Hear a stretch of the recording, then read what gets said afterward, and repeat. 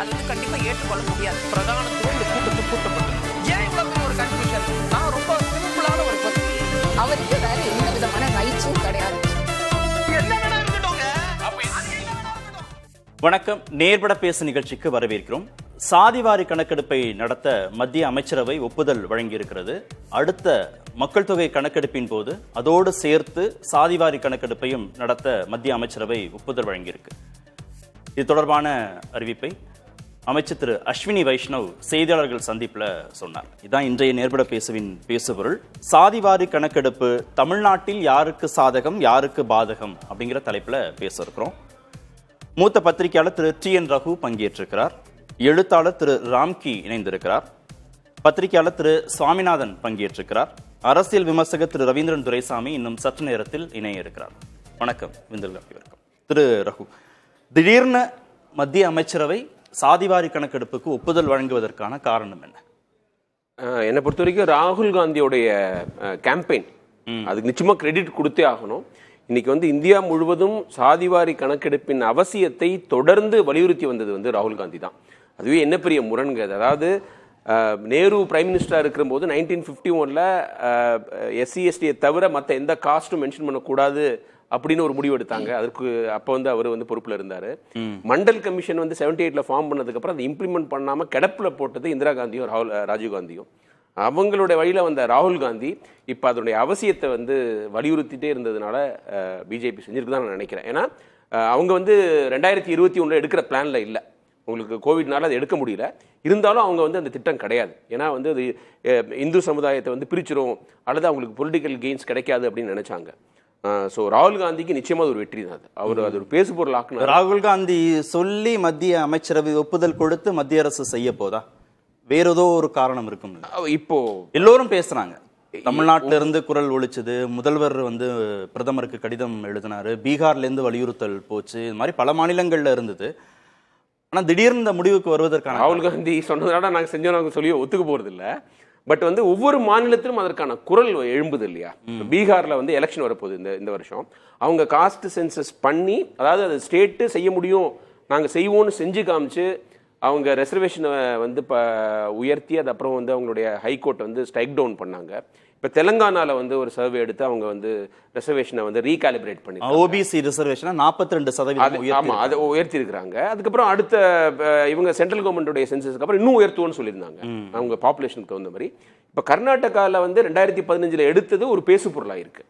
So ஒவ்வொரு மாநிலத்திலையும் இந்த காஸ்ட் சென்சஸ்ங்கிறது வந்து ஒரு முக்கியமான டாப்பிக்காக இருக்கிறதுனால பிஜேபியும் வேறு வழி இல்லாமல், ஏன்னா அவங்களுடைய கோர் பிரின்சிபிள் படி இது வந்து இந்து சமுதாயத்தை பிரித்து விடும் இந்த ரெசர்வேஷன். அவங்க இன்னுமே வந்து upper caste ideals driven party தான். ஏன்னா EWS கொடுத்தவங்க எந்த தரவுகளுமே இல்லாமல் EWS தூக்கி கொடுத்தாங்க 10%. அதுக்கு வந்து எந்த எம்பெரிக்கல் டேட்டாவும் கிடையாது. அதை வந்து கோர்ட்டு அக்செப்ட் பண்ணது அதை விட இன்னும் ஒரு துரதிருஷ்டம். ஸோ வந்து அப்படி இருக்கிற சூழ்நிலையில் இது ஒரு கட்டாயம் நான் நினைக்கிறேன். பல ஸ்டேட்ஸில் இந்த குரல்கள் வரதுனால அவங்க செய்ய வேண்டிய அவசியம் வந்துருச்சு. But it's not easy. நிச்சயமாக நீங்கள் வந்து இது ஒரு ஹிஸ்டாரிக்கல் நெசசிட்டிங்க. 1931 அப்புறம் நீங்கள் காஸ்ட் சென்சஸ் எடுக்கவே இல்லை. அது எடுக்க வேண்டியது அவசியம். அதுதான் வந்து இன்க்ளூசிவ் க்ரோத்துக்கு உதவி செய்யும். நீங்கள் வந்து நலத்திட்டங்களாக இருக்கட்டும், ரெசர்வேஷனாக இருக்கட்டும், எல்லாத்தையுமே நீங்கள் வந்து யாருக்கு தேவைங்கிறத வந்து பகுத்து ஆயணும்னா நீங்கள் வந்து அதுக்கு காஸ்ட் சென்சஸ் தேவை. ஒரு ஒரு ஒரு ஒரு டிசீஸ் இருக்குன்னா அதை நீங்கள் வந்து கண்டுபிடிக்கணும். அப்போ தான் ட்ரீட்மெண்ட் கொடுக்க முடியும். அதனால வந்து இது தேவையே இல்லை அப்படின்னு சொல்கிறவங்க வந்து இந்தியாவோட ரியாலிட்டி தெரியாதவங்க.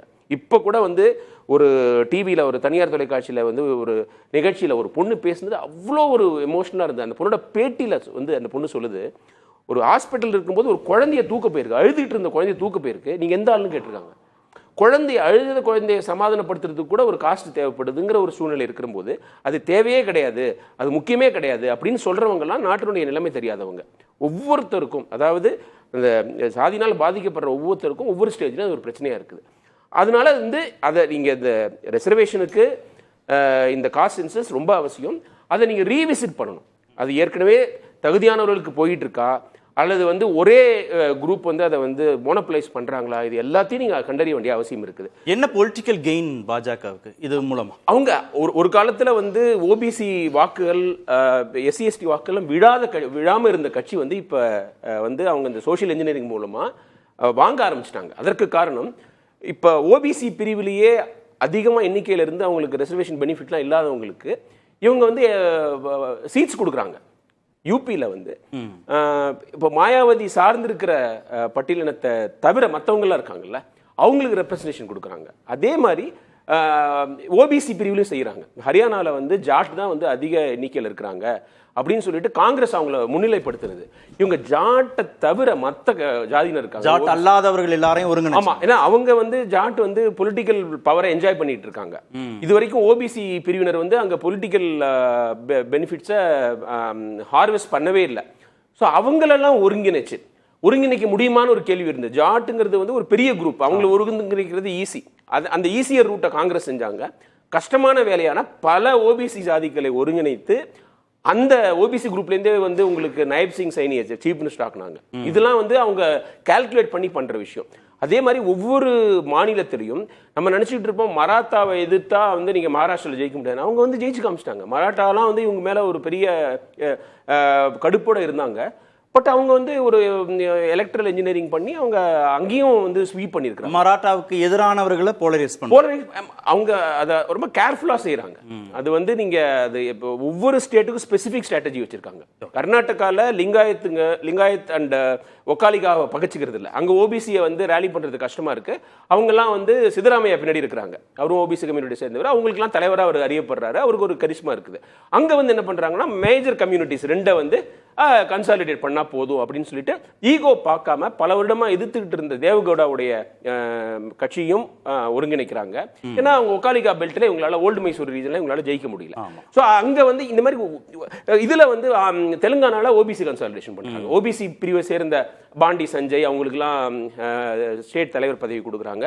அவங்களோட ஆஸ்பிரேஷன்ஸுக்கு இவங்க வந்து இது பண்றா இது நாங்க சப்போர்ட் பண்ணுவோம் அப்படின்றாங்க. பொலிட்டிக்கல் பவர் கொடுப்போம், ரிசர்வேஷன் அதிகமாக்கும்னு சொல்லிட்டு. அதனால தான் இப்போ தெலுங்கானால வந்து ஓபிசி ரிசர்வேஷனுக்கு வந்து எல்லா கட்சியினருமே ஆதரவு வந்திருக்கு. ஆனா எல்லா இடங்களையும் பிரச்சனையும் ஏற்படுத்தும். கர்நாடகால வந்து காங்கிரஸுக்குள்ளாரியே வந்து இந்த காஸ்ட் சர்வே ரிசல்ட்ஸை வெளில விடக்கூடாதுன்னு சொல்றாங்க. ஏன்னா லிங்காயத் அண்ட் ஒக்காலிகாவோட பாப்புலேஷன் கம்மியா இருக்குது. இவன் கடந்த ஆட்சி காலத்துல எடுத்தது 2000 சித்தராமையா வெளியே விடணும்ன்றாரு, சிவகுமார் வெளியே. அவருக்கு தான் பெரிய ரிலீஃப். நம்ம தமிழ்நாட்டை பத்தி பேசுறதுக்கு முன்னாடி அவருக்கு வந்து மிகப்பெரிய ஒரு ரிலீஃபா இருக்கும். ஏன்னா அவர் என்ன பண்றதுன்னு தெரியாம முடிச்சிட்டு இருந்தாரு. இப்ப என்ன சொல்லிடலாம்னா நீங்க யூனியன் கவர்மெண்ட் எடுக்கிற சென்சஸை பேஸ் பண்ணி நம்ம ரிசர்வேஷனை மாத்திக்கலாம்னு சொல்லி விட்டுருவாரு. ஆனா இது வந்து எடுக்கணுங்கிறது முக்கியம். ஆனா எப்படி எடுக்க போறாங்க, எல்லா காஸ்ட் எல்லா ஜாதிகளுடைய ஆஸ்பிரேஷன்ஸ் எப்படி மீட் பண்ண போறாங்கிறது அது ஒரு பெரிய சேலஞ்ச். சாமிநாதன், மாநில அரசுகள் எல்லோரும் வலியுறுத்தினாங்க, ராகுல் வலியுறுத்தினார். அவங்க வந்து எலெக்ஷன் மேனிஃபெஸ்டோலேயே காங்கிரஸ் கட்சி சொன்னிச்சு. ஆனா மாநிலங்கள்ல இருந்து வந்த குரலும் அதிகம். இங்க தமிழ்நாட்டில இருந்து பீகார்ல இருந்து போன குரலும் அதிகம். மாநிலங்களே செய்யலாம், மத்திய அரசு தான் செய்யணும்னு இல்லைன்னு பாஜக தரப்புலேயே சொன்னாங்க.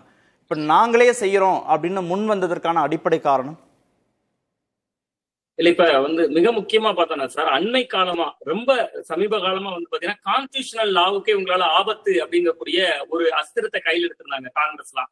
ஒரு பாராளுமன்ற உறுப்பினரா அவங்க பொறுப்பேற்க போறப்ப கூட கான்ஸ்டிடியூஷனல் லாவோட தான் போயிருந்தாங்க. அப்ப இந்த நேரத்துல இடஒதுக்கீடுக்கு அடிப்படையா இருக்கக்கூடிய அம்பேத்கர் அவர்களுடைய மிக முக்கியமான விஷயங்கள் அந்த இடஒதுக்கீடு ஸ்கீம். அதுக்கு அடிப்படையா இருக்கக்கூடிய ஒரு ஜாதி ரீதியான கணக்கெடுப்பை நாங்களும் கை வைக்கிறோம், நாங்களுமே அதை பண்றோம் அப்படிங்கக்கூடிய ஒரு நம்பிக்கையை கொடுத்திருக்காங்க சார். இப்ப நான் கொஞ்சம் முன்னாடி இந்த நிகழ்ச்சிக்கு வரக்கு முன்னாடி ஒரு இஸ்லாமிய நண்பர்கிட்ட பேசினேன். இது எந்த வகையில இது பாஜகவுக்கு வந்து பலம் தருது அப்படிங்கிறதுக்காக ஒரு இஸ்லாமிய நண்பர்கிட்ட பேசினேன். வக்பு வாரிய சட்ட திருத்தத்தை கடுமையா எதிர்த்து அந்த இஸ்லாமிய நண்பர் இதை வரவேற்கிறார். நான் கேட்கிறேன், என்ன சார் பாஜக கொண்டு வந்தாலே நீங்க எதிர்க்கிற ஒரு மனப்பான்மை தானே தமிழ்நாட்டு அரசியல் களத்துல இருக்கு, நீங்க ஆனா இதை வரவேற்கிறீங்களே என்ன காரணம் கேட்கிறப்ப அவர் சொல்ற, எங்களுக்கு எவ்வளவு பேர் நாங்க இஸ்லாமியர்கள் இருக்கோங்கிறத பிஜேபி முதல்ல உணரணும், அதுக்கு இது ஒரு வாய்ப்பு அமையும் அப்படிங்கிறாரு.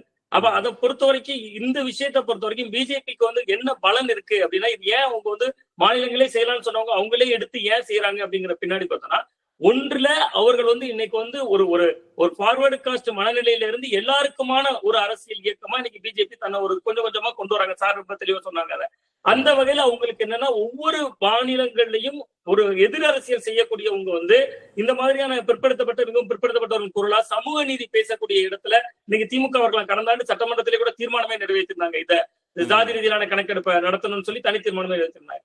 அது ஒரு நிர்பந்தமா மாறிடுச்சு அவங்களுக்கு. ஏன்னா மாநில கட்சிகள் ஓபிசி பட்டியலின மக்களுக்கான பிரதிநிதித்துவம் குறித்தும் பேசுறதும், ராகுல் காந்தி தேசிய அளவில் ஓபிசி பட்டியலின மக்களுக்கான பிரதிநிதித்துவம் குறித்து பேசுறதும் பாஜகவுக்கு ஒரு அரசியல் நிர்பந்தமா மாறிடுச்சா? இல்ல ஒரு வகையில ஒரு அழுத்தம் கொடுத்திருக்கோம். அந்த அழுத்தம் வந்து எப்படியா மாறுதுன்னா அவங்க ஸ்கோர் பண்ணிட்டாங்க. இப்ப பிஜேபி இப்ப வந்து இவங்க அழுத்தம் கொடுத்தாங்க அதனால செஞ்சாங்கிறத தாண்டி இது 1931 அப்புறமா இப்படியான ஒரு விஷயம் ஜாதி ரீதியிலான கணக்கெடுப்பு நடக்க போகுது அப்படிங்கும் போது அது பாஜகவுக்கு தான் பலனை தரும். ஆனால் நிச்சயமா மாநில கட்சிகள் ராகுல் காந்தி போன்றவருடைய அழுத்தம் தான் இதுக்கு பின்னாடி காரணமா இருக்கு. ஆனா அந்த காரணத்தை வந்து பாஜக வந்து அப்படி எப்பவுமே அக்செப்ட் பண்ணிக்க மாட்டாங்க. இன்னொன்னு எந்த எதிர்ப்பையுமே அவங்க பொருட்படுத்தல. ஒரு நீட்டுக்கு மாநிலத்துல இருந்து எதிர்ப்பு வரும்போது அவங்க பொருட்படுத்தினது இல்ல. ஒரு வக்பு திருத்த மசோதாக்கு எதிர்ப்பு வருகிற பொழுது பொருட்படுத்தல. இதை மட்டும் ஏன் பொருட்படுத்துறாங்கன்னா பீகார்ல தேர்தல் வருது, அடுத்தடுத்து மாநிலங்கள்ல கோலோச்சுறதுக்கு இது இன்னுமே பாஜகவினுடைய வாசல்ல தான் பல மாநிலங்கள்ல திறந்து விடும். அதுக்கான ஒரு முன்னெடுப்பா தான் இதை பாஜக பண்றாங்க அப்படிங்கக்கூடிய விஷயமா தான் புரிஞ்சுக்கிறோம். ஏற்கனவே அவங்க வந்து சோசியல் இன்ஜினியரிங் ஒரு மெத்தட் ஒர்க் பண்றாங்க. இன்னமுமே அது பல சமூகங்களுக்குள்ள பாஜகவை ஊடுருவதற்கு வழிவகுக்கும். ஏன்னா பாஜக இதனால் வரைக்கும் வந்து அவங்க வந்து ஒரு மேட்டுமைத்தனமான கட்சி அப்படிங்கக்கூடிய ஒரு மனப்பாங்கு தான் மாநில கட்சிகள் வைக்கக்கூடிய மிக முக்கியமான விமர்சனமா இருந்துச்சு. இன்னைக்கு அவங்க ஒரு அம்பேத்கர் அவர்களுடைய வழிவந்த ஒரு இடஒதுக்கீடு சிஸ்டத்தை உறுதிப்படுத்துறதுக்காக நாங்களும் ஜாதி ரீதியிலான கணக்கெடுப்புக்காக நாங்க தான் ஒரு முன்மொழிந்தோம், நாங்க தான் எங்க பீரியட்ல தான் செஞ்சாங்கன்னு சொல்லும் போது இவர்கள் முன்வைக்கக்கூடிய அந்த சமூக நீதி விமர்சனத்தை இந்த ஒற்றை அறிக்கையால பாஜக எதிர்கொண்டு முடியும். அதனால அதற்கு பின்னாடி பாஜகவுக்கு பலன் தரக்கூடிய அம்சங்கள் தான் இதுல பிரதானமாக இருக்கு. சரி, உயர் சாதி இந்துக்கள் வந்து அதிருப்தி தானே அடைவாங்க சாதிவாரி கணக்கெடுப்புக்கு. அவங்களுடைய பிரதிநிதித்துவம் குறைவதற்கான வாய்ப்பு இருக்கோன்னு கூட சந்தேகம். அதுதான் கடந்த காலங்களில் அச்சமாகவும் இருந்தது, பாஜகவுக்கு அச்சமாகவும் இருந்தது. இப்ப அந்த போலரைசேஷன்ல பாஜகவுக்கு ஒன்றும் பின்னடைவு வந்துடாதா? இல்ல, அதாவது ஜாதி ரீதியிலான இடஒதுக்கீடு எடுக்கிறாங்க, முடிவுகள் எப்படி அறிவிப்பாங்கிறது நம்ம கையில இப்ப இல்ல. அந்த முடிவுகள் அவங்க வந்து எந்த மாதிரி சொல்ல போறாங்கிறது. ஏன்னா ரகுபதி சார் குறிப்பிட்டதை போல முடிவுகள் அறிவிப்பாங்கன்றதே அறிவிப்பாங்களாங்கிறது கேள்விக்குறியான ஒரு விஷயம். இன்னொன்னு மிக முக்கியமா சார் குறிப்பிட்ட அறிவிப்பாங்களாங்கிறது ஒரு பொலிட்டிக்கல் ஸ்டேட்மெண்ட், எப்படி அறிவிப்பாங்கிறது இன்னொரு பொலிட்டிக்கல் ஸ்டேட்மெண்ட். கண்டிப்பா அதான் ரொம்ப முக்கியமா அந்த இடபிள்யூ எக்கனாமிக்கலி வீக்கர் செக்ஷனே வந்து 10% இடஒதுக்கீடு எந்த விதமான தரவுகளும் இல்லாம தான் கொடுத்தாங்க. நம்ம தமிழ்நாடு மாதிரியான சில மாநிலங்கள்ல தான் அது நிறுத்தி வைக்கப்பட்டிருக்கு. இப்ப ஒருவேளை இன்னொரு விஷயம் கூட இருக்கு. இந்த மாதிரி இடபிள்யூஎஸ்ல வந்து தமிழ்நாடு மாதிரியான மாநிலங்கள் தடை பண்ணிருக்கு. அவங்களும் இத்தனை சதவீதம் இருக்காங்க, அவங்களுக்கு வந்து இடபிள்யூஎஸ் நீங்க எல்லா மாநிலங்களும் அமல்படுத்த முடியும், அமல்படுத்தணும் அப்படின்னு கூட இவங்க கொடுத்துட்டாங்கன்னா அவங்களே திருப்திப்படுத்திட முடியும்ல. அப்ப அதனால இது எப்படியான முடிவுகளை தரப்போகுது அப்படிங்கறத பொறுத்துதான் இதனுடைய சாதக பாதகம் இருக்க முடியும். 2029 நாடாளுமன்ற தேர்தலுக்கு முன்பாக சென்சஸோட சேர்த்து சென்சஸும் எடுத்து அதோட சேர்த்து சாதிவாரி கணக்கெடுப்பையும் எடுத்துருவாங்களா மத்திய அரசு? இல்ல, நிச்சயமா அதற்கான முன்னெடுப்பு தொடங்கி அது நடந்துகிட்டு இருக்கும் போதே தேர்தலை சந்திக்கிறதா உங்களுக்கு பலன் தரும் நினைப்பாங்க. ஏன்னா அதனுடைய முடிவு அதை ஃபுல்லா முடிக்காம எங்க பீரியட்ல பண்ணிட்டு இருக்கோம், அது நடந்துட்டு இருக்கு. ஏன்னா கிட்டத்தட்ட நம்ம 1931 பார்க்கும்போது பாரதியார் பாட்டே இருக்கு, 30 கோடி முகமுடையால் உயிர் மெய்ப்பெற ஒன்றுடையால் தான் ஒரு இந்தியாவை பத்தி பாருப்ப 30 கோடி மக்கள்ங்கிறார். 1931 அவங்க கணக்கெடுக்கும் போது ஒரு 30 கோடி மக்களுக்குள்ளதான் இருந்திருக்கணும். ஆனா இன்னைக்கு வந்து கிட்டத்தட்ட ஒரு 100 கோடி மக்களுக்கு மேல கணக்கெடுக்கணும். அதுல நிறைய நடைமுறை சிக்கல் இருக்கு. ஏற்கனவே மத்திய அரசா இருக்கக்கூடிய கலந்த கால நடைமுறைகள்ல சிக்கல் இருக்குன்னு சொல்லிதான் தட்டி விட்டாங்க. சோ இதை வந்து ஒரு 3 ஆண்டுகள் 2 ஆண்டுகள்ல அவங்க காலக்கட்டத்தில் எடுத்துட முடியாது. அடுத்த பாராளுமன்ற தேர்தல் நடைபெறக்கூடிய அந்த தேர்தல் தேதி அறிவிப்பு வரைக்குமே இதை கணக்கெடுத்துட்டு தான் இருப்பாங்க அப்படிங்கறதான் நான் யூகிக்கிறேன். 2029க்கு முன்பாக தொடங்குவாங்க. ஆனா 29 தேர்தலுக்கு முன்பாக முடிவு அறிவிக்க மாட்டாங்க. அதுக்கப்புறமா அந்த ப்ராசஸ் கண்டினியூ ஆகும். ஆமா, நிச்சயமா அந்த முடிவை அறிவிச்சுட்டாங்கன்னா அவங்களுக்கு வந்து அது பொலிட்டிக்கலா கைடா தராது. ஒருவேளை அவங்க வந்து நாங்க தான் பண்ணிட்டு இருக்கோம், நாங்க ஆட்சிக்கு வந்தோம், இதை இப்படி பண்ண போறோம் அப்படி பண்ண போறோம் தேர்தல் அறிக்கையில கூட அவங்க சொல்லலாம். அப்ப அந்த தேர்தலை டார்கெட் பண்ணா 2028 கூட சொல்லியிருந்திருக்க முடியும், 29 தொடக்கத்துல கூட சொல்லியிருக்க முடியும். இப்பவே சொல்றாங்க 25லயே சொல்றதுக்கு காரணம் பீகார் எலெக்ஷன் திரு ரகு சொன்ன மாதிரி தானா? கண்டிப்பாக அடுத்தடுத்த மாநில தேர்தல்கள் வருது. இன்னொன்னு இன்னைக்கு அகில இந்திய அளவுல இது ஒரு பெரிய குரலா ஒலிக்க ஆரம்பிச்சிருக்கு. திரு ராகுல் காந்தி அவர்களுடைய குரலா இருக்கலாம், மு.க. ஸ்டாலின் அவர்கள் போன்றவர்கள், ஏன் பாட்டாளி மக்கள் கட்சி சொல்லுது, பல கட்சிகளும் சொல்லுது. இன்னைக்கு நம்ம பார்க்கலாம் சார், இதனால் வரை பாஜக என்ன திட்டம் கொண்டு வந்தாலும் எதிர்த்த கட்சிகள்லாம் இன்னைக்கு வரவேற்று அறிக்கை விடுறாங்க. இது வந்து அந்த வகையில அவங்களுக்கு வந்து ஒரு எப்படி சொன்னா ஒரு சமூக நீதி அப்படின்னு சொல்லி ஒரு அணி திரண்டு நிற்கக்கூடிய அணிக்கு ஒரு நெருக்கடியையும் ஏற்படுத்தியிருக்காங்க. இந்த நகர்வின் மூலமா மிக முக்கியமா அவங்களுக்கே ஒரு நெருக்கடியை ஏற்படுத்தியிருக்காங்க. ஏன்னா நேற்று வரைக்கும் பாஜகவை ஒரு உயர்ஜாதி இந்துக்களுக்கான கட்சி அவங்கதான் ஆட்டுவிக்கிறாங்க அப்படின்லாம் பேசியவர்களுடைய வாய் இன்னைக்கு வந்து அடைக்கிருக்காங்க அப்படிங்கறதான். ஏன்னா அது ஒருவேளை அரசியல் நகர்வு, வாய் அடைக்கிருக்காங்கன்னா நம்ம அதுக்காண்டி இவர்கள் நல்ல நோக்கத்துல செய்தாங்க அப்படி என்பதனுடைய வாதம் இல்ல. பட் ஆனா இது வந்து என்னன்னா இது ஒரு அரசியல் ரீதியாக பாஜகவுக்கு ஒரு மிகப்பெரிய ஒரு திருப்பு முனையை தரக்கூடிய ஒரு விஷயமா இந்த நகர்வு இருக்கும். திரு ரவீந்திரன், சாதிவாரி கணக்கெடுப்பே நடத்த மாட்டோம் அப்படின்னு உறுதியாக இருந்த மத்திய அரசு முடிவிலிருந்து பின்வாங்கி இருக்கு. கிரெடிட்டை வந்து ராகுல் காந்திக்கும் மாநில கட்சியின் தலைவர்களுக்கும் கொடுக்கலாமா? ஓபிசி சமூக மக்களுக்கு கொடுக்கலாம். Hindu conscious is coupled with cost conscious. மோடிக்கு எதிராக 2014 பாஜக காங்கிரஸ் தரப்பு எடுத்த வாதம் என்னன்னா, நீச்சி இழிவான ஜாதியை சேர்ந்தவர் இவர் பிரதமர் ஆகலாமான்னு தான் இவங்க பிரியங்கா காந்தியும் மணிசங்கர் ஐயரும் முன்னெடுத்தாங்க. 2019 பாசிட்டிவா எடுத்தாங்க. நான் ஜனுதாரி இந்து, பூநூல் அணிஞ்ச உயர்ந்த இந்து, மோடி இழிவான இந்து, நான் சிவபக்தன் என்றெல்லாம் அவங்க ஒரு முடிவு எடுத்தாங்க. 2 இடத்திலுமே மோடிக்கு தனி மெஜாரிட்டி வந்தது. ஆனா 2024 அரசியல் அரங்கத்திலே இல்லாத திராவிட கழகம் தந்தை பெரியாரின் கருத்துக்களை இந்திய அளவில் ராகுல் காந்தி முன்னெடுத்தாரு. அதற்கு ஒரு பின்னடைவு ஏற்பட்டது என்பதை மோடி உணர்ந்தார். அது பொலிட்டிக்கல் கம்பல்ஷன். அதுவரை அப்பர் காஸ்டும் ஓபிசியும் மோடி பின்னாடி நின்னாங்க. யூபி பீகார்ல வந்து முலாயம் சிங் யாதவுக்கும் லால் யாதவுக்கும் உள்ள எதிர்ப்பு குறைய ஆரம்பிச்சு அகிலேஷ் யாதவும் தேஜஸ்வி யாதவும் பிற ஓபிசிகளோட நம்பிக்கையை பெற ஆரம்பிச்சாங்க. ராகுல் காந்தி இந்த இஷ்யூ தான் நமக்கு ஒரே இஷ்யூன்னு மிகப்பெரிய அளவுக்கு தனியார் துறையில் இடஒதுக்கீடு, ஜாதிவாரி கணக்கெடுப்பு, 50% மேல இடஒதுக்கீடு போகணுங்கிறத ரொம்ப ஸ்ட்ராங்கா அவங்க 99 சீட்டு முன்னேறி வந்ததும் ரொம்ப ஸ்ட்ராங்கா எடுத்தாங்க, பேசினாங்க, ஆதரிச்சாங்க. சோ பிஜேபிக்கு கம்பல்சன் 14-19 வெற்றி பெற்ற அப்பர் காஸ்ட் பிளஸ் ஓபிசி இந்த காம்பினேஷன்ல ஓபிசியை ராகுல் காந்தி உடைச்சு எடுக்கிறாரு, அகிலேஷ் யாதவ் உடைச்சு எடுக்கிறாரு, தேஜஸ்வி யாதவ் உடைச்சு எடுக்கிறாருன்னு வரும்போது அந்த இடத்துக்குள்ள நாம இதை அட்ரஸ் பண்ணலன்னா பாதிப்பு வரும். நம்ம சோசியல் கொலிஷன்ல ஓபிசியை நம்மகிட்ட இருந்து எடுத்துருவாங்க. ஓபிசி 14லயும் 19லயுமே மோடி கிட்ட வந்தது. அப்பர் காஸ்ட் பிளஸ் ஓபிசில தான் மோடி ஜெயித்தாரு. ஆக அந்த வகையில ஓபிசி அரசியலை விட்டு கொடுத்து போனா பின்னடைவுகளை சந்திக்க நேரிடுங்கிற அடிப்படையில ஓட் பேங்க் அரசியலை மதிச்சு பொலிட்டிக்கல் கம்பல்ஷன்ல தான் செய்யறாரு மோடி. அதுல எந்த மாற்றமும் இல்ல. குறிப்பா சத்தீஸ்கர்ல தேர்தல் பிரச்சாரம் வரும். அந்த சத்தீஸ்கர்ல தேர்தல் பிரச்சாரம் பெரும்பாலான மக்கள் வந்து ஏழை மக்கள், பெரும்பாலான மக்கள் வந்து ஏழை மக்கள், மக்கள் தொகை அடிப்படையில பிரதிநிதித்துவம் கொடுக்கணும். இளைஞர்கள் மக்கள் தொகை அடிப்படையில நம்ம வந்து பிரதிநிதித்துவம் கொடுக்கணும்னு முடிவு பண்ணோம்னா பெரும்பான்மை இந்துக்கள் தான் பயன்பெறுவார்கள், ஏழை மக்கள் பயன்பெற மாட்டார்கள். அதனால சாதிவாரி கணக்கெடுப்பெல்லாம் நடத்தக்கூடாது. ராகுல் காந்தி வந்து மத அடிப்படையில சாதி அடிப்படையில வந்து மக்களை துண்டாட நினைக்கிறாருன்னா விமர்சனம் வச்சாரு. கண்டிப்பா அந்த விமர்சனத்துக்கு பிறகு 240 வந்ததுனால ரியாலிட்டியை ஒத்துக்கிறாரு. He is accepting the reality. Then he tries to go beyond that.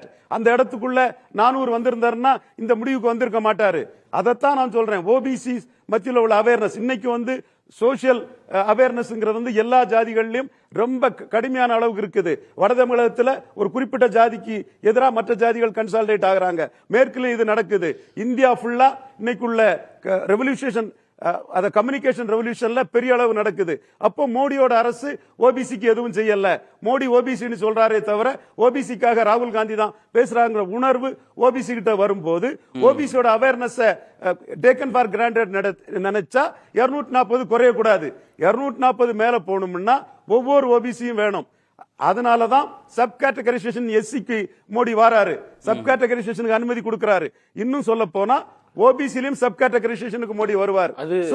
எதிரி என்ன ஆயுதத்தை எடுக்கிறாரோ அந்த ஆயுதத்தை நாம கையில எடுத்துக்கிறதா வியூகம். இல்ல ராகுல் காந்தி வழக்கு நீதிமன்றத்துல நடக்கும்போது இது தொடர்பா சாதிவாரி கணக்கெடுப்பு நடத்தணும்னு வழக்கு நீதிமன்றத்துல நடத்தும் போது மத்திய அரசு சொல்றாங்க, எங்க கணக்குப்படி எங்க பட்டியல்ல 2479 சாதி தான் இருக்கு, ஆனா மாநிலங்கள் பட்டியல வந்து 3150 சாதி இருக்கு. சாதிவாரி கணக்கெடுப்புன்னு சொல்லி தரவுகள்லாம் சேகரிச்சோம்னா மக்கள் வந்து ஆயிரக்கணக்கான சாதியை சொல்லுவாங்க, தெளிவான தரவுகள் விளக்கங்கள்லாம் கிடைக்காம போயிடும், இந்த புள்ளி விவரங்களே தப்பா போயிடும் அப்படிலாம் நீதிமன்றத்துல சொன்னாங்க. இப்ப இதெல்லாம் சரி செஞ்சிட முடியும்னு மத்திய அரசு நம்புதா? கண்டிப்பா இதை அட்ரஸ் பண்ணலன்னா Hindu conscious is coupled with cost conscious.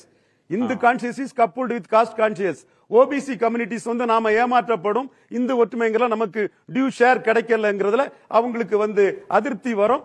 அதோட வெளிப்பாடு தான் 2024 சந்திச்சாங்க.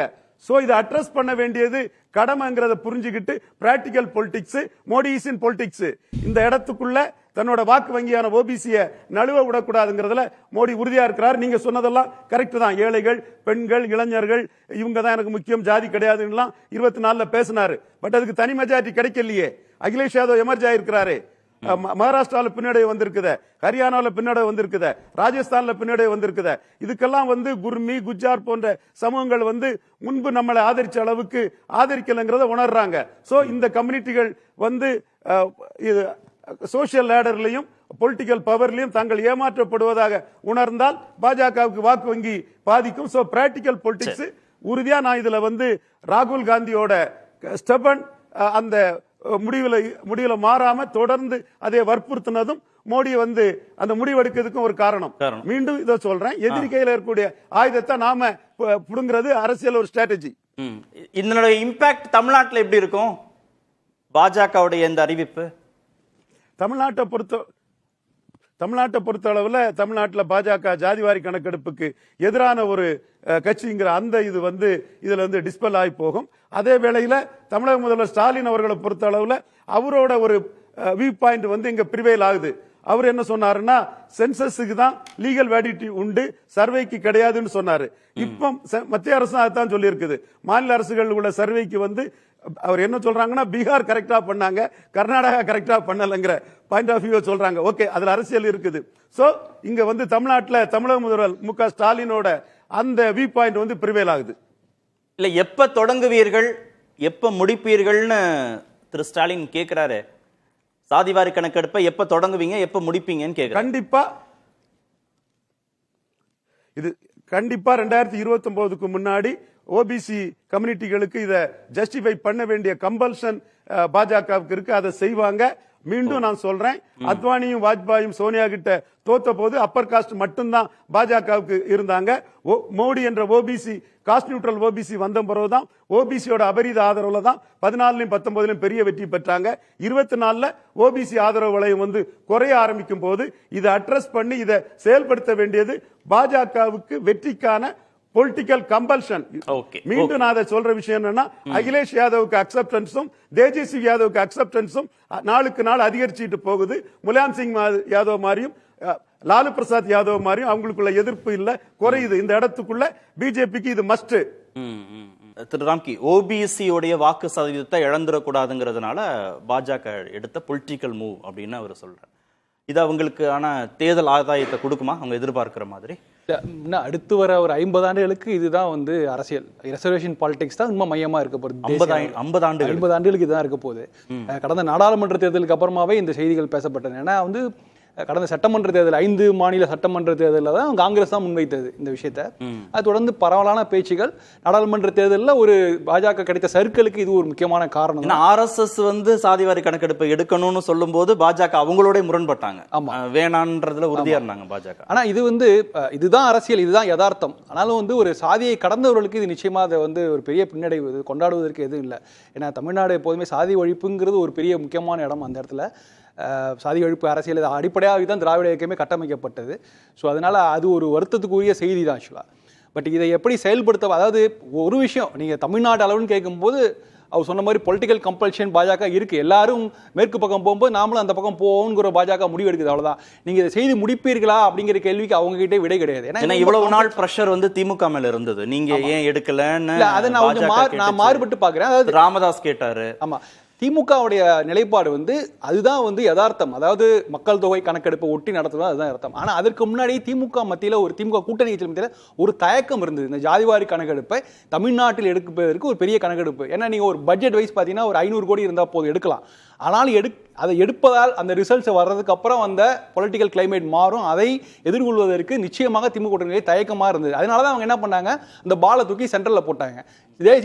அவங்க எடுத்தாலும் பொலிட்டிக்கல் கிளைமேட் மாறதான். ஆமா, மாறதான் செய்யும். அதை இன்னைக்கு டாக்டர் ராமதாஸ் அவருடைய அறிக்கையிலே சொல்லுங்க. அவங்க சொல்லும்போது மத்திய அரசுக்கு பாராட்டுகள் சொன்ன பிறகு அதே நேரத்தில் தமிழ்நாடு அளவில் ஒரு டேட்டா பாயிண்ட்ஸ் எடுத்து வைக்கணும். தமிழ்நாடு அரசு அதை நோக்கி செயல்பட வேண்டும் சொல்றாரு. அதுதான் உண்மையிலே டாக்டர் ராமதாஸோட கருத்து சரியான கருத்து. ஏன்னா எல்லா கட்சிகளுமே இன்னைக்கு எல்லாருமே ஒருமித்த அளவில் கருத்து எல்லாரும் வரவேற்கிறார்கள். ஆனா செயல்படுத்துவது நிறைய சிக்கல்களா இருக்குது. நிறைய எக்ஸாம்பிள் சொல்லலாம். நீங்க தமிழ்நாடு, அதாவது மக்கள் தொகை, தங்கள் சமூகத்து மக்கள் தொகை குறைஞ்சா தங்களுக்கான பிரதிநிதித்துவம் குறையும். தங்கள் சமூகத்து மக்கள் தொகை உயர்ந்திருந்தா பிரதிநிதித்துவம் உயரும் அப்படின்னு தானே இவங்க நம்புறாங்க. அந்த யதார்த்தத்தை ஏத்துப்பாங்களா ஒருவேளை இந்த அறிவிப்புகள்? அதுதான் ரொம்ப சிக்கல். இப்போ இந்த இடத்துல வந்து கிரிமிலேங்கிற ஒரு விஷயம் வரும், அது வந்தாலே ஒரு சர்ச்சைக்குரிய விஷயம். இன்னைக்கு நம்ம தமிழ்நாட்டை மட்டும் எடுத்துக்கலாம். தமிழ்நாட்டில் வட தமிழ்நாட்டிலையும் தென் தமிழ்நாட்டிலையும் பரவலாக ஒரு சில மெஜாரிட்டி சமூகங்கள் இருக்குது. குறைந்தபட்சம் ஒரு 50 லட்சம் உள்ள மக்கள் தொகை உள்ள மெஜாரிட்டி சமூகங்கள். இவங்க வந்து ரொம்ப ரொம்ப டாமினன்ட் ஃபோர்ஸ் ஆக்சுவலாக. ஸோ இப்போ நீங்கள் ரவீந்திர துரைசாமி பல இடங்களில் பேசியிருக்காரு, சமூக நீதி எளிய சுரட்டி எடுப்பெல்லாம் பேசினார். ஸோ அது என்னன்னா அவர் சொல்ல வந்து என்னன்னா, இங்கே பிற்படுத்தப்பட்ட பகுதியில் சிறுபான்மை சமூகம்னு இருக்குல்ல, ஸோ அவங்களுக்கு வந்து இது வரைக்கும் தமிழ்நாட்டில் ரொம்ப மெச்சூர்ட் ஸ்டேட் தமிழ்நாட்டில் இடஒதுக்கீடு பொறுத்த வரைக்கும் அங்கே இப்படிப்பட்ட தமிழ்நாட்டிலே நம்மளால வந்து இடஒதுக்கீடு பிற்படுத்தப்பட்ட மக்கள்லே சிறுபான்மை வகுப்புக்கு நம்மளால வந்து உறுதி செய்ய முடியாத அந்த நேரத்தில் இப்படி ஒரு மெஜாரிட்டியன் பாலிடிக்ஸ் உள்ள வருது இல்லை. இப்போ அதுதானே காங்கிரஸ் கையில் எடுக்கிறாங்க. எங்கே போனால் பெரும்பான்மை அரசியல். இங்கே பாருங்க 4 பேர் இருக்காங்களா, அதில் எத்தனை பேர் ஓபிசின்னு பாருங்க. இந்த மன ஓட்டம் வந்து இன்னைக்கு இந்திய அளவில் பெரிய தாக்கத்தை, இதுதான் பெரிய பிரஷரா மாறுது. பாஜக பிரஷரா மாறுது, நிச்சயமா பிரஷரா மாறுது. ஆனால் இது ஆரோக்கியமான விஷயமே கிடையாது ஆக்சுவலா. இது இப்படி போவே கூடாது. நம்ம எப்படி ஒரு இது ஒரு இன்னொரு அரசியல், இது இன்னொரு பூதம் ஆக்சுவலா. எப்படி நீங்க மதவாத அரசியல் இனவாத அரசியல் பார்க்கும்போது அதுல நம்ம மெஜாரிட்டி பெரும்பான்மை அரசியல் பார்க்கவே கூடாது. அது போல ஜாதியில போய் நீங்க பெரும்பான்மை பார்த்தோம்னா அது பல சிக்கல்கள்ல சமூகத்தோட சமநிலை சீரழிக்கும். இது வந்து நான் இது வேற வழி இல்லை. அரசியல் ரீதியாக பார்க்கும்போது எல்லா கட்சிகளும் வரவேற்கின்றன. இப்ப 100 கேபினட் செக்ரட்டரிஸ் இருக்காங்க, உயர் பொறுப்புல அந்தஸ்துல இருக்கக்கூடிய அதிகாரிகள் இருக்கிறாங்கன்னா அதுல வந்து 90% பேருக்கு மேல உயர் வகுப்பை சேர்ந்தவர்கள் இருக்கிறார்கள்னு ராகுல் காந்தி கேட்கறதுல நியாயம் இருக்கா இல்லையா? இல்ல அந்த கேள்வி நியாயம் தான். ஆனா அவரே அடுத்த கேள்வி என்ன கேட்கிறாருன்னா, எத்தனை பேர் ஓபிசின்னு பாருங்க. இந்த மனோபாவம் பார்க்க இத மாதிரியான ஒரு கண்ணோட்டம் ஆரம்பிச்சிருச்சுங்களேன். அப்போ வந்து இப்போ நீங்க ஒருவேளை நீங்க நம்ம நினைக்கிற மாதிரி மக்கள் தொகை கணக்கு நடத்தப்பட்டு ஜாதி வாரி கணக்குலாம் நடத்தப்பட்டு இந்த ஜாதிக்கு இவ்வளோ அப்படின்னு சொன்னா நீங்க அதை ஸ்கேன் பண்ற மாதிரி அவர் எத்தனை % அப்படியே ஈஸியா கால்குலேட் பண்ற மாதிரி ஆன விஷயம் போயிடும். அப்போ இந்த என்டையரா உலக அளவுல நம்ம வந்து இந்திய சமூகமே வேறு வித பாதையில கொண்டு போயிடும். இல்லையே, இப்ப நீங்க வில்சன் வந்து பேசும்போது என்ன சொன்னாரு, 2% 10% இடஒதுக்கீடு, 80% 27% இடஒதுக்கீடு. இதுதான் முரண்பாடுனா இந்த முரண்பாடு களையணுமா வேண்டாமா? இல்லை, இந்த முரண்பாடுகள் களையணும். அப்போ அதுதான் நான் ஒரு எக்ஸாம்பிளாக சொன்னேன். தமிழ்நாடு போன்ற மாநிலங்கள்லேயே நம்ம அந்த முரண்பாடை களைய முடியாத சூழல் தான் இருக்குது. ஏன்னா நமக்கு ஒரு எண்ணிக்கையே கிடையாது. இப்போ திரும்ப ராமதாஸ் அவர்கள் அறிக்கை என்ன சொல்றாங்க, நீங்க டேட்டா பாயிண்ட் வேணுமே, அந்த டேட்டா பாயிண்ட் போகணும்ல. ஏன்னா ஒரு பாமகவோட இடஒதுக்கீடு வரலாறு பெரிய அவங்களாலே ஒரு முக்கியமான இது, அவங்க அதை தான் முன்வைத்து 10.5% கேட்டாங்க. இப்போ இந்த உள்ஒதுக்கீடு காரணம் அதெல்லாம் வரும்போது ரொம்ப சிக்கலா இருக்கும். ஒவ்வொரு இனமும் ஒவ்வொரு சமூகமும் அவங்களுக்கான இதை பத்தி பேச ஆரம்பிக்கும் போது ஒரு பெரிய சிக்கலாக அதான் சொல்றேன். இதை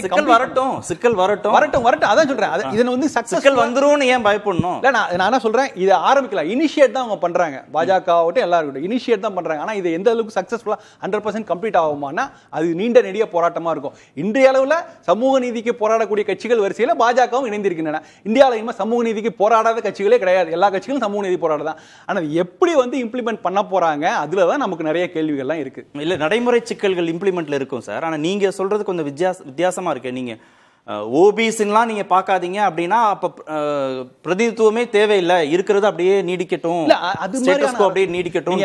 நீங்க ஒண்ணு இல்ல, இப்ப விடுதலை சிறுத்தைகள் போன்ற கட்சிகளுடைய ஆரம்ப கால கருத்துக்கள்லாம் பாத்தீங்கன்னா அவங்க என்ன சொன்னாங்கன்னா, முழுக்க எல்லா சமூகத்துக்கும் ஜாதி ஒதுக்கீடு இதை பத்தி ஒரு கணக்கெடுப்பு நடத்துறது பெரிய சமூகத்தை சமநிலை பாதிக்கும்னாங்க. இன்னும் இன்ஃபேக்ட் பட்டியல் சமூகத்துக்குள்ளே உள்ஒதுக்கீடு எல்லாமே வந்து பெரிய சமநிலையை பாதிக்கலாம் சொல்லியிருக்காங்க. ஸோ இன்னைக்கு வந்து எவ்வளவு விமர்சனங்களை எதிர்கொண்டாங்க, நிறைய எதிர்கொண்டாங்க. நான் என்ன சொல்றேன், இன்னைக்கு வேறு வழி இல்லாமல் அதை நோக்கி நகர்கின்றன. திமுகவே ஒரு முழு மனதோட இதை ஆதரிப்பதா நான் பார்க்கல. அவங்க என்ன நினைச்சாங்கன்னா, இந்த இதை வந்து மத்திய அரசு செய்யட்டும்னா அதனால காலதாமதம் ஆகும், அதனால பாத்துக்கலாங்கிற மாதிரி முடிவுக்குனால வந்திருக்கலாம்.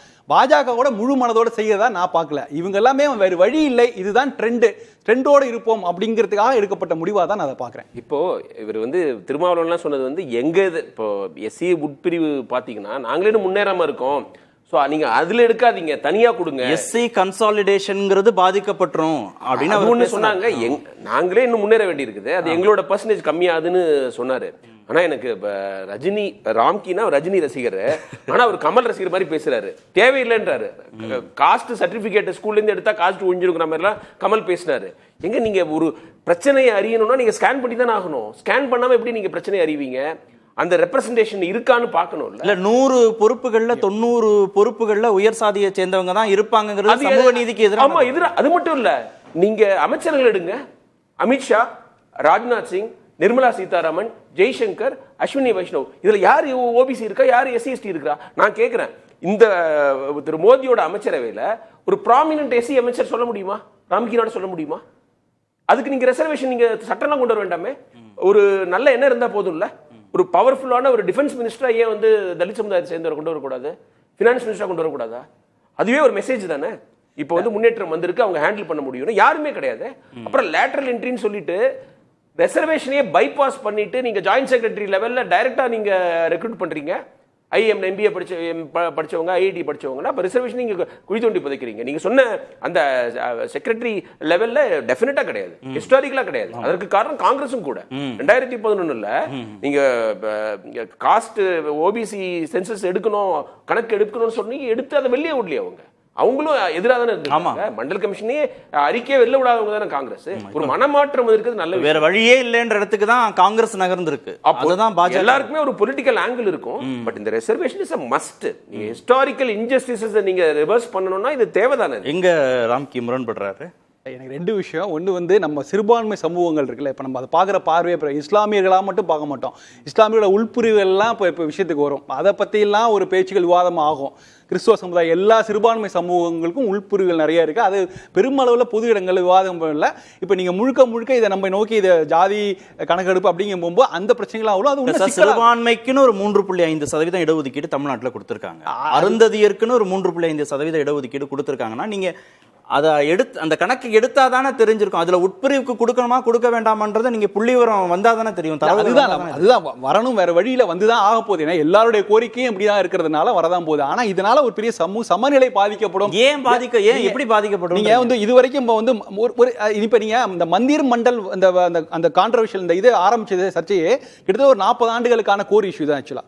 அது என்ன, பாஜக வந்து அடிப்படையில் ஜாதி ரீதியாக இந்து சமூகம் வந்து பிரியக்கூடாதுங்கிற நோக்கத்துல அவங்க சொல்றாங்க. இது மண்டல் வரும்போது அதுக்காக தான் இது தெரிஞ்சுக்கிட்டு சாதி ரீதியா முன்னேற்றம் ஒரே மாதிரி இருக்கா? இல்ல அது வந்து இது ஒரு 1000 கால பிரச்சனை. நான் என்ன சொல்றேன், மந்திர் மண்டல் ரெண்டு விஷயம் போகும்போது 1000 காலத்து பிரச்சனையை எப்படி நம்ம வந்து சரி பண்றதுக்கு முன்னாடி நம்ம இப்ப எடுக்கிறோம்ல, இந்த டேட்டா எடுக்கிறதே ஒரு பெரிய அடுத்த ஸ்டெப் தான். ஆனா நான் என்ன சொல்றேன்னா, மந்திர் மண்டல் சும்மா இரு தரப்புல நியாயங்களை காங்கிரஸ் புரிந்து கொண்டதுனால தான் அவங்களே சமதூரத்தை விலகி இருந்தாங்க. ரெண்டு பக்கமும் தரப்புல ஆதரிக்காம. ஆனா இன்னைக்கு ஒரு 30 ஆண்டுகளுக்கு அப்புறம் இன்னைக்கு அவர் இடத்தை நோக்கி நகராங்கன்னா என்ன காரணம்? அரசியல் தான் காரணம். ஏன்னா அவங்களுடைய வலு தேசிய அளவில் குறைந்து விட்டது. வேறு வழி இல்லை. இதுதான் வந்து வெகுஜன அரசியல், இதை கையில் எடுப்போம் அப்படிங்கிற முடிவு வந்ததுனால தான் அவங்க முதல்ல அரசியல்ங்கிறத கடந்து சமூக நீதியையும் உள்ளடக்கியதான இந்த கோரிக்கை. சாமிநாதன், சாதி ஒழிப்பு பேசக்கூடிய தமிழ்நாட்டில் இதெல்லாம் தேவையில்லை, இன்னும் நிறைய பிரச்சனைகள் வரும்னு ராம்கி வேறொரு கோணத்தில் அதை அணுகிறாரு. இல்ல, அது சரியான கோணம் இல்ல சார் அணுகிற கோணம். ஆக்சுவலா இன்னைக்குமே வந்து தமிழகத்துக்குள்ள ஜாதி ரீதியான முரண்கள் நிறைய இடங்கள்ல இருக்கு. இன்னமும் அடித்தட்டு மக்களை மேல்மட்டத்துக்கு கொண்டு வர்றதுக்கான வேலைகள் செய்ய வேண்டிய விஷயங்கள் நிறைய இருக்கு. இன்னைக்கு ஒரு இடஒதுக்கீடு அப்படிங்கக்கூடிய ஒரு சிஸ்டம் இருக்கிறதுனாலையும் இந்த மாதிரியான விஷயங்களாலையும் சமூக நீதியை சார்ந்து இதை மையப்படுத்தி பேசுறதுனாலையும் தான் பலதரப்பட்ட மக்களும் இன்னைக்கு அடுத்த நிலையில ஒரு விளிம்பு நிலையில இருந்து அடுத்த நிலைக்கு நகர்ந்திருக்காங்க. சோ அதனால வந்து இமீடியட்டா இதெல்லாம் வந்து நீர்த்து போகணும் அப்படிங்கக்கூடிய விஷயம் கிடையாது. இது வந்து கட்டாய தேவை. இன்றைய சூழல்ல காலத்தினுடைய கட்டாயமா இந்த ஜாதிவாரி கணக்கெடுப்பு என்பது நிச்சயமா நடத்தப்பட வேணும். ஆனா அதுல வந்து நம்ம வந்து இன்னைக்கு தமிழ்நாடு விழிப்புணர்வுடைய மாநிலம், அதெல்லாம் தாண்டி இன்னைக்குமே ஒரு வேங்கவியல் பிரச்சனையை நம்ம பாக்குறோம். அப்படி பல பிரச்சனைகளை நம்ம இன்னைக்கும் நம்ம தமிழ்நாடு மாதிரியான மாநிலங்கள்ல பார்த்துட்டு தான் இருக்கோம். அதனால வந்து நம்ம வந்து தமிழ்நாட்டுக்கு பொருந்தாத தேவையில்லை அப்படின்னு சொல்றது வந்து பொருத்தமா இருக்காது. ஏன்னா இன்னைக்கு வந்து ஜாதி ரீதியாக எல்லா மக்களுக்கும் பிரதிநிதித்துவம் கொடுக்க வேண்டும்ங்கிறதுக்காக தான் இதை பண்றாங்க. இல்ல, மனநிலை மாற்றங்கிறதுக்காக வேற சில வேலைகள் நாம செய்யணும். ஆனா சமூக பொருளாதார ரீதியாக ஒடுக்கப்பட்ட மக்கள் மேல வருவதற்கு வேற சில விதமான வேலைகள் பண்ணணும். நம்ம ரெண்டையும் குழப்பிக்க முடியாதுன்னு நினைக்கிறேன். அந்த புள்ளியில தான் யோசிக்கணும்னு நினைக்கிறேன் திரு ராம்கி சொல்றது. கரெக்டா? கண்டிப்பா சார், கண்டிப்பா. தமிழ்நாட்டுக்கு தேவையில்லைன்னு எப்படி சொல்ல முடியும்? Tamil Nadu one of the earliest states. தேவையில்லை, அதெல்லாம் தான் அவர் முரண்பட்டார். தேவையில்லை, நம்ம இடைவேளை எடுத்துக்கோம், நான் திருப்பி வரோம். ராம்கி, இடைவேளைக்கு முன்பு குறுக்கிட்டீங்க. இல்ல, இது வந்து வேண்டுமா வேண்டாமாங்கிற அந்த தட்டத்தை தாண்டி வந்தாச்சு. எல்லா கட்சிகளும் ஆதரிக்கிறேன். இப்போ இது வந்து சாத்தியமா, அதாவது எந்த அளவுக்கு வந்து முழுக்கையாக சாத்தியப்படுத்துவார்கள் அப்படிங்கிறத, யார் வந்து முழுமையாக அதை செய்து முடிப்பார்கள் அப்படிங்கிற கேள்வி நோக்கி நகர வேண்டியது. இது தேசிய அளவிலும் சரி, மாநில அளவிலும் சரி, இந்த இடத்துல தான் நிறைய சிக்கல்கள் வருது. ஏன்னா இப்போ நீங்கள் ஒரு விஷயம், நான் தேசிய அளவில் ரோஹிணி கமிஷன் ஒன்று வச்சாங்க. அது வந்து கிட்டத்தட்ட ஒரு 13 முறை நீட்டிப்பு செய்யப்பட்டது. அவங்களுடைய வேலை என்னன்னா, ஓபிசி இருக்கிற லிஸ்ட் பண்ணுறது தான். ஓபிசியில் என்னென்ன ஜாதிகள் இருக்குன்னு அவங்க 2600 ஜாதிகள் லிஸ்ட் பண்ணி கொடுத்தாங்க. ஸோ ஒவ்வொரு சாதிகளும் என்ன நிலையில் இருக்காங்கன்ட்டு இதை வச்சு அதை ஆர்டர் பண்ணுறேன். அதுக்கான அறிக்கை சமர்ப்பிக்கப்பட்டது. இன்னும் இது வரைக்கும் ஒன்றும் அதுக்கான இதுவும் வரல. ஏன்னா அது ரொம்ப சிக்கலான விஷயம். ஏன்னா தொடர்ந்து நீட்டிப்பு கொடுத்து ஒரு அளவு அப்படியே இருந்துட்டு இருக்குது. இப்போ அதையும் அப்போ மக்கள் தொகை கணக்கெடுப்பு தான், அதை வச்சுட்டு நீங்கள் ஏதாவது செய்ய ஆரம்பிச்சா ஒவ்வொரு மாநிலங்கள்லையுமே வெவ்வேறு சாதிகள், இப்போ ஒரு மாநிலங்களில் ஓபிசியாக இருக்கிற சாதி இன்னொரு மாநிலங்களில் பட்டியல் இனத்தில் இருக்கலாம். இந்த மாதிரி நிறைய விஷயங்கள் இருக்குது. அப்படியே நீங்கள் ஸ்டேட்குள்ளே வந்தீங்கன்னா நான் சொல்கிறேன், திருச்சி கரூர் பகுதிகள், அந்த பகுதிகளில் மட்டும் ஒரு ஜாதி வந்து அதே ஜாதி வந்து வேறு விதமாக அங்கே அழைக்கப்படுவார்கள். இவங்களுக்கு பிசி சர்டிஃபிகேட் கிடைக்குது, அவங்களுக்கு சர்டிஃபிகேட். இந்த பிரச்சனைகள்லாம் இன்னும் அந்த பகுதியெல்லாம் இருக்குது. தமிழ்நாடு போன்ற மாநிலங்கள் இதுதான் நம்ம தமிழ்நாடு எடுத்துக்க வேண்டியிருக்குது. ஸோ அப்படி இருக்கும்போது நீங்கள் எல்லா மட்டங்களிலும் பல சிக்கல்கள், ஒரு ப்ராக்டிக்கல் சிக்கல்லாம் இருக்கும். அதனால வந்து நாங்கள் இதை நோக்கி நகர்கிறோம், இதை நோக்கி செய்கிறோங்கிறதுல அந்த விதத்தில் வந்து எல்லாருமே வந்து ஒற்றுமையாக இருக்காங்க. அது இப்ப நம்ம வந்து எப்படி செய்ய போறாங்க? நீங்க ஓபிசி வாக்குகளை, பட்டியலின மக்கள் வாக்குகளை நீங்க பெறணும்னா பாஜகவுக்கு அந்த கம்பல்ஷன் இருக்கு. Compulsion, yes, that's true, compulsion இருக்கு. அதை வந்து இது வந்து காங்கிரஸ் தான் முன் வச்சு இதை பண்ணணும்னு சொல்லும் போது கூட அதை வந்து அவங்க அக்னாலேஜ் வெளிப்படையாக அக்னாலேஜ் பண்ணாமலே இதுக்கான இந்த நாடாளுமன்றத்தில் பல சோசியல் இன்ஜினியரிங் வேலையெல்லாம் செய்தார்கள். ஸோ அப்போ பல மாநிலங்கள் பல இடங்களில் ஜெயித்து வந்தது காரணம் இதுதான். ஸோ அதனால கருத்தளவில் அவங்க உடன்படுறாங்க. அது ஆர்எஸ்எஸ் அஜெண்டா வந்து நீங்க வந்து இது தேவையில்லைன்னு சொன்னாலும் இன்னைக்கு ஆர்எஸ்எஸ் வலியுறுத்தினாங்க. கேரளாவில் பாலக்காட்டில் வலியுறுத்தினாங்க. ஒரு கடந்த சில ஆண்டுகளாகவே இங்க வந்து பாஜக அந்த நிலை நோக்கி தான் நகருது. வெளிப்படையா ஓப்பனா டிக்ளேர் பண்ணா காங்கிரஸை வெளிப்படையா ஆதரிக்க வேண்டுங்கிற, அதனால வந்து அவங்க வெளிப்படையா டிக்ளேர் பண்ணாம இருந்திருக்கலாம். ஆனா அதை நோக்கி தான் நகராங்க, எல்லாம் நகராங்க. இப்ப எதை வந்து யாருக்கு சிக்கல் வரும்ன்றீங்க? மத்திய அரசுக்கு சிக்கல் வருமா, இல்ல இம்ப்ளிமெண்ட் பண்ணும்போது மாநில அரசுக்கு சிக்கல் வரும்? ரெண்டு பக்கமே சிக்கல் வரும். மத்திய அரசுக்கு இப்ப இந்த ரோகிணி கமிஷன் அறிக்கையெல்லாம் வைத்து என்ன பண்றது அவங்களுக்கு ஒரு குழப்பம் இருக்கும். நீங்க முதல்ல மக்கள் தொகை கணக்கெடுப்போட சேர்த்து நடக்கும். அது எப்ப நடத்த போறாங்க ஒரு முதல்ல முக்கியமான விஷயம். ரெண்டாவது நான் என்ன சொல்றேன், இதெல்லாம் நடத்தி முடிச்சா கூட நிச்சயமா மாநிலத்திலிருந்து குரல் வரும். இதோடைய நம்பகத்தன்மையை குரல் எழுப்புற மாதிரி. இப்ப நீங்க டாக்டர் ராமதாஸ் குறிப்பிட்ட விஷயம் அதுதான்.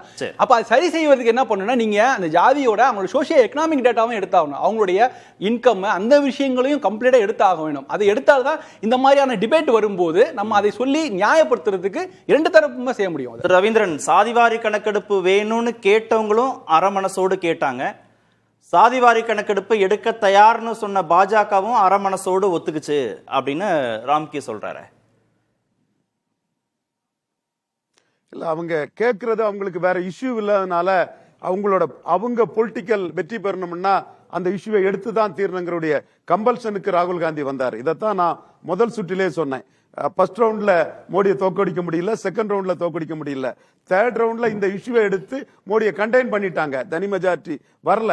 அதனாலதான் தொடர்ந்து வந்து சில மாநிலங்கள்ல அதை மோடி அவுட்பீட் பண்ணாலும் இதுதான் நமக்கு ஆயுதம், இந்த ஆயுதத்தை வச்சுதான் மோடியை நம்ம எதிர்கொள்ளணும். குறிப்பா சொல்ல போனா ராகுல் காந்திங்கிறவரு எஸ்சிபிசி மைனாரிட்டிக்கு ஆதரவானவருங்கிற அந்த இம்ப்ரெஷனை இந்தியா ஃபுல்லா பிரச்சாரத்துல கொண்டு போயிட்டு ஓபிசி லீடரா இருந்தாலும் ஓபிசியா இருந்தாலும் ஓபிசிக்கு நன்மை செய்யக்கூடியவர் இல்ல மோடிங்கிற ஒரு தோற்றத்தை உருவாக்கிக்கிட்டு இதே ராகுல் காந்தி பிரைமரி பவர்ங்கிறது அப்பர் காஸ்ட் ராஜ்புட் ஜாட்டு பட்டேலுங்கிற மாதிரி ஒரு மூவை எடுத்தா இந்த ஓபிசி வாக்குகளை மோடி இழந்தா அவருக்கு 2029 ஒரு பெரிய செட்பேக்கா இருக்கும்.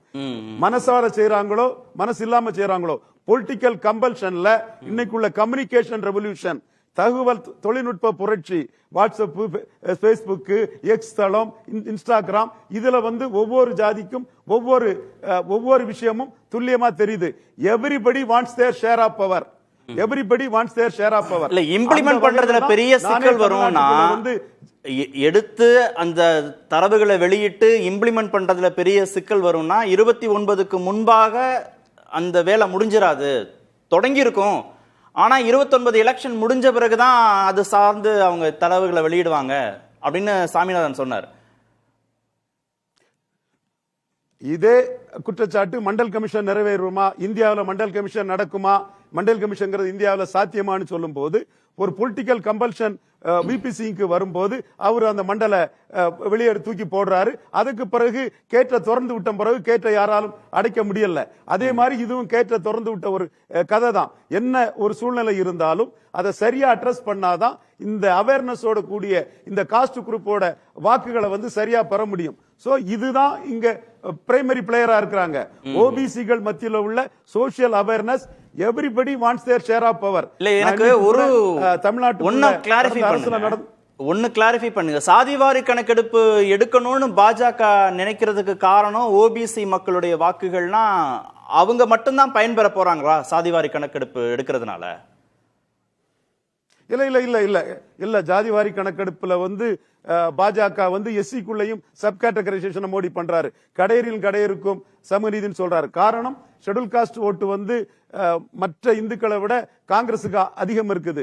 அந்த வகையில காங்கிரஸ் ஆட்சியால பலனடையாத ஷெட்யூல் காஸ்டுக்கு சப் கேட்டகரைசேஷன் மூலமா நீதி வழங்கணும்னு மோடி நினைக்கிறாரு. அதனாலதான் நம்ம ஒரு அருந்ததியர் மாதிரி தெலுங்கானா ஆந்திராவில் உள்ள மடிகா மக்களுக்குள்ள அந்த ரிசர்வேஷனை உறுதிப்படுத்தி தான் தெலுங்கானாவில் வந்து மோடி குறிப்பிடத்தக்க வெற்றியை பெற்றிருக்கிறாரு. ஆந்திராவில் என்டிஏ ஸ்வீப் பண்ணி இருக்குது. சோ எல்லா இஷ்யூலயுமே பொலிட்டிக்ஸ் இருக்குது. பொலிட்டிக்ஸ்ல உள்ள மூவ்ஸ் அண்ட் கவுண்டர் மூவ்ஸ்ல ராகுல் காந்தி ஒரு ஆயுதத்தை எடுத்தாருன்னா அந்த ஆயுதத்தை நாம கையில் எடுத்து விளையாடலன்னா அந்த ஆயுதம் நம்மளை சாச்சிரும். அதுல சான்ஸ் எடுக்க முடியாது. இதுல மோடிக்கு ஒரு அட்வான்டேஜ் என்னன்னா, நீங்க கேட்டது மாதிரி பெண்கள், இளைஞர்கள், விவசாயிகள் இதெல்லாம் ஏழைகள்னு சொன்னார, இப்ப ஏன் மாறிட்டாருன்னு சொன்னா, மோடிக்கோட கோர் ஓட் பேங்க்ஸ் ஆன அப்பர் காஸ்ட் ஓட்டு மோடி எதுக்காக செய்யறாருன்னு செய்தா, ராகுல் காந்தி கடுமையான ஒரு பிரஷர் பண்ணும்போது மோடி அண்டர் கம்பல்ஷன் இது செய்துதான் ஆகணும்னு so called upper caste voters வந்து மோடி கிட்ட இருந்து ஏலியனேட் ஆக மாட்டாங்க. ஒரு அரசியல் நிர்பந்தம், நாம வெற்றி பெறதுக்கு இது செய்துதான் ஆக வேண்டுங்கிறத அவங்க சோசியலி வந்து பொலிட்டிக்கலி அண்ட் சோசியலி அவங்க அதை அக்செப்ட் பண்ணிக்குவாங்க. சோ லாங் தான் மோடி இந்த கார்டு ப்ளே பண்ணியிருக்கிறார். ஒரு கேள்வி சுருக்கமா சொல்லுங்க, நேரம் இல்லாதனால. சிறுபான்மை மக்கள் தொடர்பான தரவுகள் வந்து இப்போ சொல்லப்படுறதுக்கும் வருவது வந்து குறைவாகவும் இப்ப மிகைப்படுத்தி பேசப்படுதுன்னு ஒருவேளை தரவுகள் வந்துருச்சுன்னா அது அக்செப்ட் பண்ணி தான் தீரணும். ரியாலிட்டி அக்செப்ட் பண்ணி தான் தீரணும். ஓகே. கார்த்திகேயன் வந்து காங்கிரஸுக்கு பொலிட்டிக்கல் பெனிஃபிட் வருமா, ராகுல் காந்தி காஸ்ட் சென்சஸ் பத்தி தொடர்ந்து பேசிக்கிட்டே இருந்ததுனால, அல்லது மோடியோட சோசியல் இன்ஜினியரிங் கணக்கா, இதெல்லாம் தாண்டி பிராக்டிக்கலா இந்த காஸ்ட் சென்சஸ் தேவை. ஏன்னா நம்ம வந்து இதுக்கு ஓபிசி ரிசர்வேஷன் இருக்குது. மண்டல் கமிஷன் இம்ப்ளிமெண்டேஷனுக்கு அப்புறம் வந்து சுப்ரீம் கோர்ட் என்ன சொன்னாங்கன்னா, நீங்க வந்து அந்த சென்சஸ் தரவுகள் வேணும், அவங்களோட பாப்புலேஷன் வேணும், அப்பதான் வந்து கரெக்டா டார்கெட் குரூப்புக்கு போய் சேரும்னு சொன்னாங்க. நம்ம 1931 சென்சஸ் தான பேஸ் பண்ணி மராத்தா இடஒதுக்கீடுக்கு போகும்போதும் சுப்ரீம் கோர்ட் அப்படிதான் சொன்னுச்சு. இங்க வன்னியர் இடஒதுக்கீடுக்கு போகும்போதும் அப்படிதான். அது வந்து நீங்க புதுசா உருவாக்குற இடஒதுக்கீடு. இப்ப மராட்டாக்கு வந்து புதுசா அவங்க எக்ஸ்ட்ராவா கேக்குறாங்க. நான் என்ன சொல்றேன், எக்ஸிஸ்டிங் ரிசர்வேஷனுக்கு தரவுகள் நம்ம இப்ப பேஸ் பண்ணி எதை பேஸ் பண்ணி வச்சிருக்கோம், 1931 சென்சஸ் வச்சு.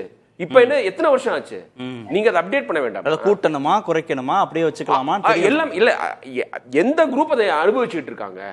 இப்ப நீங்க ஓபிசின்னு சொன்னீங்கன்னா ஒரே செக்ஷன் வந்து அதை நீங்க கார்னர் பண்ணிட்டு இருந்தாங்கன்னா அந்த பெனிஃபிட்ஸ் இட்ஸ் நாட் ஃபேர். ஏன்னா இது வந்து சமத்துவத்துக்காக கொண்டு வந்தது, ரெப்ரசன்டேஷனுக்காக கொண்டு வந்தது. ஒத்துப்பாங்களா? குறைக்கிறதுக்கு ஒத்துப்பாங்களா?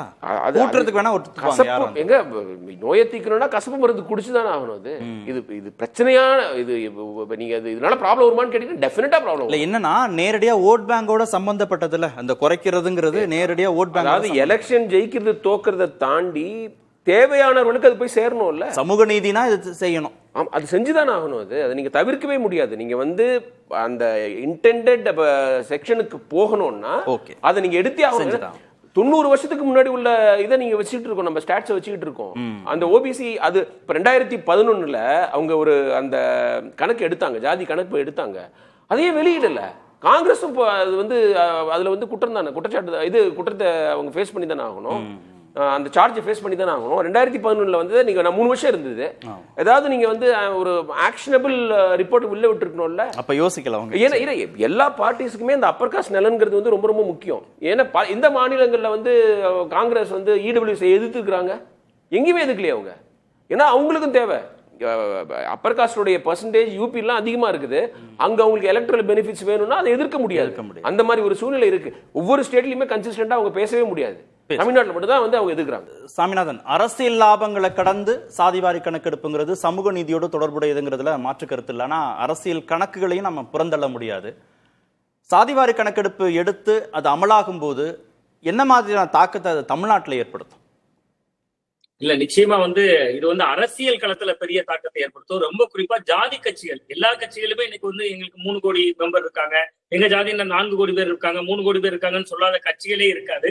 அந்த மாதிரி கட்சிகள் எல்லாத்துக்குமே யார் யார் உண்மையிலேயே எவ்வளவு பெர்சன்டேஜ் இருக்காங்கும் போது முதல்ல ஜாதி கட்சிகளுக்கு ரொம்ப கடுமையான, அதாவது வலுவான அந்த ஜாதிய பின்னணி உள்ள கட்சிகளுக்கு அது லாபமா அமையலாம். அதே நேரத்துல ஒரு வலுவில்லாம சும்மா மிகைப்படுத்தி சொல்லக்கூடிய ஜாதி கட்சிகளுக்கு ஒரு பெரிய பலவீனமா அமையலாம். இன்னொன்னு வந்து இப்ப நம்ம இஸ்லாமியர்களை எடுத்துக்கிட்டோம்னா சார் வந்து ஒரு லெப்பை, ராவுத்தர், மரைக்காயர், பட்டாணின்னு அவங்கள்ட்ட பல பிரிவுகள் இருந்தாலும் எல்லாருமே பிசி அப்படிங்கக்கூடிய ஒரு இடஒதுக்கீடு பட்டியல ஓபிசி கோட்டாக்குள்ளதான் வருவாங்க. ஆனா இந்துக்கள்ல இந்த இடஒதுக்கீடு பட்டியல மாற்றி அமைக்கப்படும் பொழுது ஒருவேளை சிலருக்கான பிரதிநிதித்துவம் குறைக்கப்பட்டுச்சுன்னா அது திருப்பி அடிக்கிறதுக்கு வாய்ப்பா இருக்கலாம். அது வந்து யாரெல்லாம் இடஒதுக்கீடு இந்த மெத்தடை கேட்டாங்களோ அந்த சமூக நீதி பேசுற கட்சிகளுக்கும் அது பாதிப்பு ஏற்படுத்தும், கொண்டு வந்த பாஜகவுக்கும் அது பாதிப்பு ஏற்படுத்தும். கூட்டனா யாரும் சண்டை போட போறது இல்ல, கூட்டுனா கண்டிப்பா அதை அக்செப்ட் பண்ணிக்குவாங்க, அவ்வளவுதான். ஆனா என் கருத்து என்னன்னா, இந்த வடிவேல் ஒரு படத்துல சொன்ன மாதிரி வரும் ஆனா வராதுங்கிற மாதிரி தான் இதோட ரிசல்ட் அப்படியேதான் வச்சிருப்பாங்க.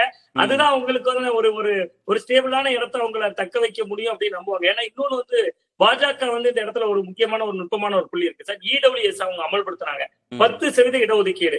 கிட்டத்தட்ட ஒரு 3%, 4% மட்டுமே இருக்கக்கூடிய மாநிலங்களுக்கு கூட ஒரு மிகைப்படுத்துற 10% கொடுத்தாங்க. ஆனா அந்த 10% போய் இந்த சிஸ்டத்தை அமல்படுத்தும் போது நீங்க 4% தான் சொன்னா அவங்களுக்கு வந்து புதிய ஓட்டு எடுக்கிறாங்களோ இல்லையா, பாரம்பரியமா அவங்க கிட்ட இருந்த உயர்ஜாதி இந்துக்களுடைய ஓட்டை வெளியே போவதற்கான ஒரு வாய்ப்பு இருக்கு. சோ இதையெல்லாம் பிஜேபி வந்து பரிசீலனை பண்ணுவாங்க. அதனால ரொம்ப எளிமையா உடனே தொடங்கி இந்த வாரமே தொடங்கி அடுத்த வாரமே ரிசல்ட், இந்த வருஷத்துல ரிசல்ட், தேர்தலுக்கு முன்னாடி சொல்லிடுவாங்கிறதுல எனக்கு நம்பிக்கை இல்லை. அவங்க இப்போதைக்கு எதிர்கட்சிகளுடைய வாயை அடைக்கிருக்காங்க. தங்களுக்கு எதிராக எந்த விஷயத்துல களமாடுறாங்களோ அந்த விஷயத்த தங்களுக்கு சாதகமா அந்த பந்த தனக்கு பக்கம் எடுத்திருக்காங்களே ஒழிய இதனுடைய முடிவுகள் இந்த தேர்தல் தேதி அறிவிக்கப்படுற வரைக்குமே வராம இருக்கிறதா பிஜேபி சேஃபா ஃபீல் பண்ணுவாங்க அப்படிங்கறதான் இதை நம்ம புரிஞ்சுக்கிறோம். நன்றி. நிகழ்ச்சியில் பங்கேற்ற அனைத்து விருந்துகளுக்கும் நேர்பட பேச நிறைவு பெறுகிறோம். அது வந்து கண்டிப்பா ஏற்றுக்கொள்ள முடியாது. பிரதான